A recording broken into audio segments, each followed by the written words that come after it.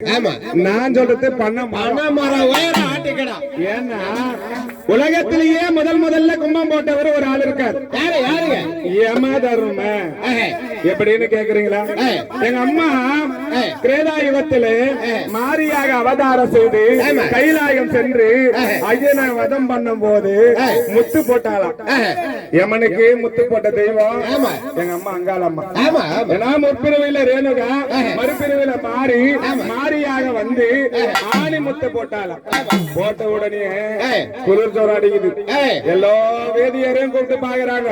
மந்திரிமார்கள் தந்திரிமார்கள் உடைசூழ விவாதம் கேட்கிறாங்க. எந்த வைத்திய 3 நாள் முறக்காய்ச்சல் அடிக்குது யமதர்மனுக்கு. ஏன்னா தர்மனரு தவறாதவன் யம தர்மராஜன்.